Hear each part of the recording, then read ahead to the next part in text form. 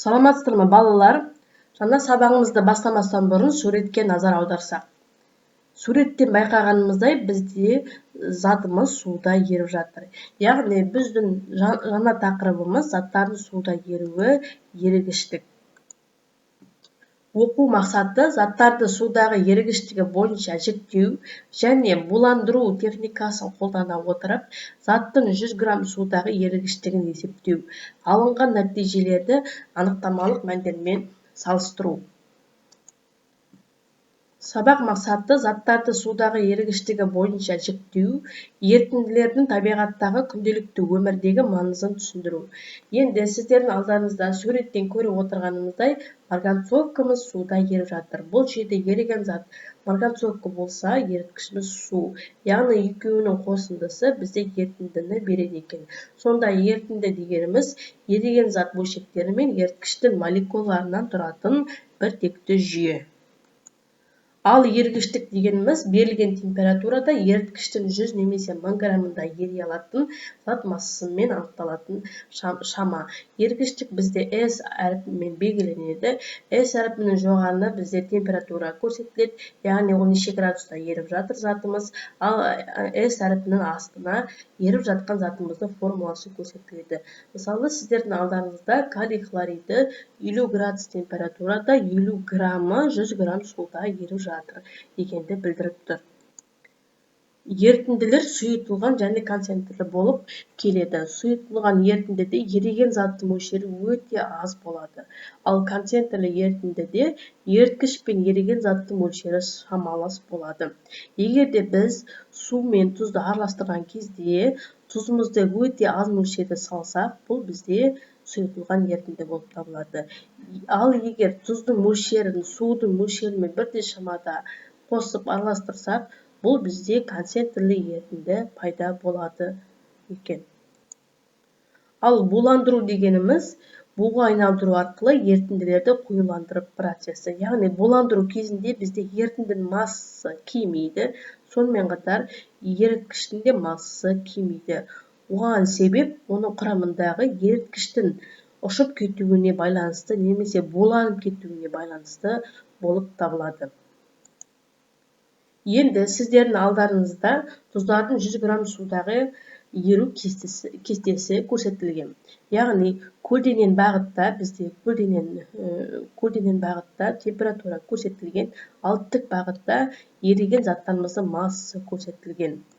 Бұл кестені қолдану үшін біріншіден біздер өзімізге керекті тұзымыздың түсін тауып аламыз. Мысалы, калий сульфатын алатын болсақ, бізде бұл ашық жасыл түспен көрсетілген. Төменнен температураны тауып аламыз. Мысалы, температура 60 градус деп алатын болсақ, яғни ол 60 градуста 28 граммы еріп тұр. Енді калий нитратына келетін болса, калий нитраты да жасыл түспен көрсетілген. Калий нитраты мысалы 65 градус температурада 122 граммы ғана еріп тұр. Бізде жалпы заттардың еруі заттардың табиғатына да байланысты болып келеді. Заттар табиғатына байланысты жақсы ерейтін, аз ерейтін, іс жүзінде ерімейтін болып үшке жіктеледі. Ал енді алдарыңызда қышқылдардың, негіздердің және тұздардың суда ерігіштік кестесі көрсетілген. Бұл дәл осы кесте сіздердің оқулықтарыңыздың артқы қосарлы бетінде бейнеленген. Бұл кесте арқылы біз заттардың ерейтінін, аз ерейтінін, немесе еремейтінін біле аламыз. Мысалы, натрий хлоридін алатын болсақ,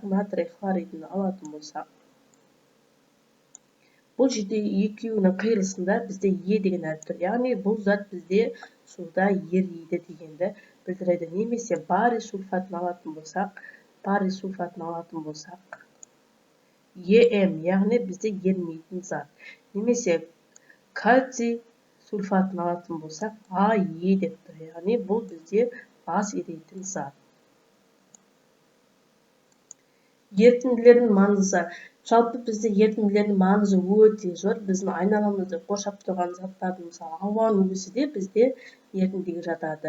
Жалпы ерітінділер тек қана сұйық күйде ғана кездесе бермейді, сонымен қатар газ күйінде де кездеседі. Яғни газ күйінде кездесетін ерітіндіге бізге ауа жатады. Немесе сұйық ерітінділердің маңызына келетін болсақ, бізде дәрі-дәрмек ретінде қолданылатын йодтың спирттегі ерітіндісі немесе натрий хлоридінің ерітіндісі бізде дәрі-дәрмек ретінде қолданылып жүр. Сонымен қатар күнделікті өмірдегі теңіздің суы, өзен көлдердің суы немесе тамақтарымыздың өзі бізде ерітінді болып табылады. Сонда ерітіндінің маңызы адамның күнделікті өмірінде және де тұрмыста өте маңызды болып табылады. Ал енді ергіштікке байланысты есептер шығарсақ, бірінші есеп калий хлоридінің 50 градустағы ергіштігі 50 грамм 100 грамм су болса, 500 грамм ерітінді әзірлеу үшін қанша зат және қанша су керек. Біріншіден есептің берілгенін жазып аламыз. Яғни бұл жерде калий хлориді 50 градус температурада 50 граммы еріп жатыр. Екінші ерітінді бізде, яғни 500 грамм. Бұл жерде бізде екі ерітінді берді. Бірінші ерітіндіміз 50 грамм заттан және 100 грамм судан тұр. Екінші ерітіндіміздің жалпы массасы бізде 500 грамм деп тұр. Ең алдымен біз бірінші ерітіндінің мына жерде массын тауып аламыз. Яғни ерітінді бізде еріген зат пен еріткіштің қосындысынан тұрады. Яғни 50 мен 100-ның қосындысы бізде 150-ді береді. Енді бізде екінші ерітіндіміз дайындау керек ерітіндіміз 500. Ерітіндінің массының астына ерітіндінің массын жазамыз. Енді 150 болған кезде ішінде 50 грамм зат бар. Ол бізге белгілі. Жазып қоямыз. Енді 500 грамм ерітінді болған кезде затымыздың массасы бізде белгісіз. Оны x деп белгілейміз және пропорция арқылы x-ті табамыз. X-тен болады 550-ге көбейтіп 150-ге бөлеміз. Сонда бізде 167 грамм шығады. Бұл бізде 167 бізде бұл еріген заттың массасы. Ал М еріткішті табу үшін 500-ден жалпы ерітіндінің массынан еріген заттың массын аламыз. 500-ден 167-ні аламыз. Сол кезде 333 грамм шығады екен.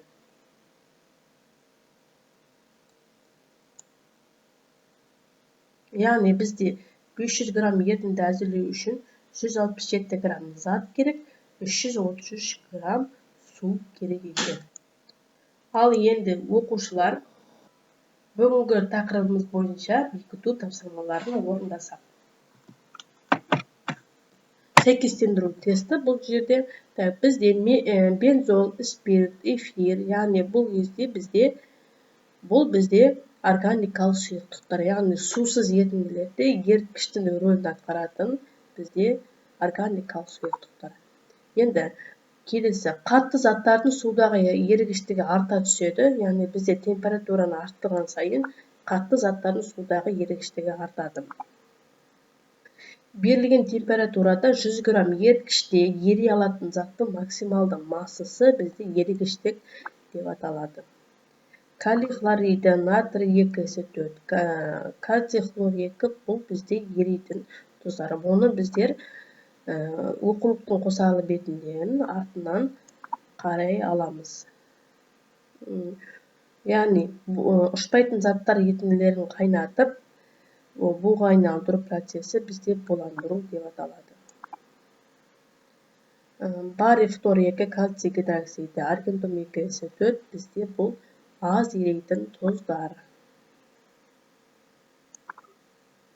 Аргентум хлор, магний OH екеселенген барий S4 ерімейтін заттар. Осыны да біздер қосарлы беттен қарап аламыз. Еріткіш молекулалар мен еріген зат бөлшектерінен тұрады бізде ерітінді. Еріген заттың мөлшері жоғары болатын бізде концентрлі. еріген заттың мөлшері аз болса, бұл біздегі сұйылтуға екпінді. Тексеруіміз керек. Сабағымыз аяқталды. Сау болыңыздар.